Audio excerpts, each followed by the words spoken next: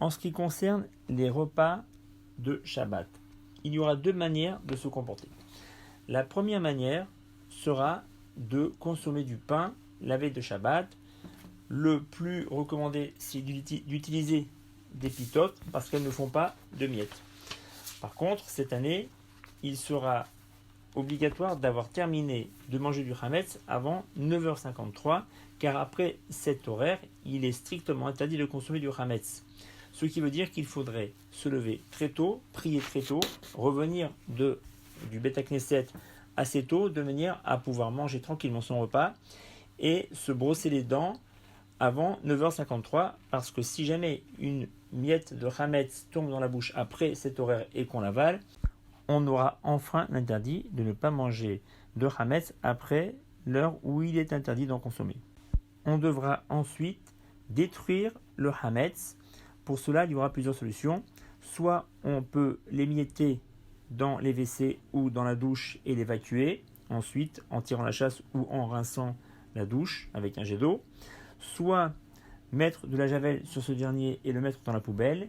Soit encore demander à un goy de venir le sortir de chez nous et le mettre à l'extérieur de notre maison. Ensuite, on pourra manger normalement, sans Hametz et sans matzah non plus, parce que la matzah est interdite à la consommation la veille de Pessah.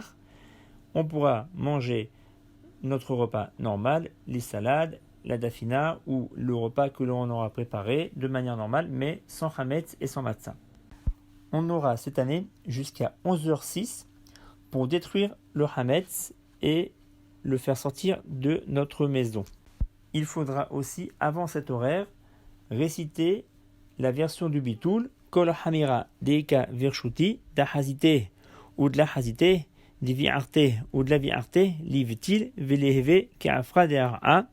Cette version que l'on trouvera dans les Haggadot ou dans les Sidurim. Il faudra simplement comprendre ce que cela veut dire.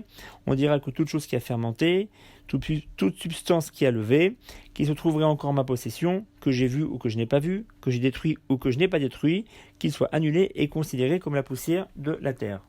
Il est très important de ne pas oublier cette annulation du Hametz, car c'est grâce à cette annulation que d'après la Torah, le pain qui pourrait rester en ma possession serait annulé et ne serait pas appelé mon Hametz.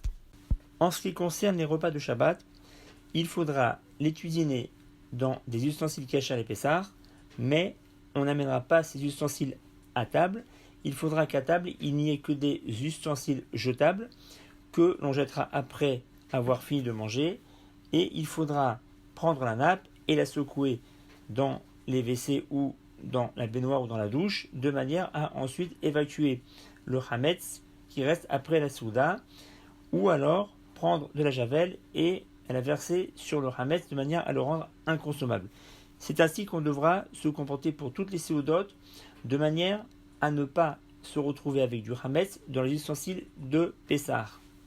Si on a utilisé des ustensiles qui ne sont pas cachés à l'épaisseur et qui ne sont pas jetables pour manger la Séouda, on n'aura pas le droit, après avoir fini le repas, de les nettoyer, parce qu'on n'a pas le droit de préparer de Shabbat pour le Hol. Il faudra donc ranger ces ustensiles tels quels sans les nettoyer dans un placard, et ils ne seront utilisés qu'après la fête de Pessah.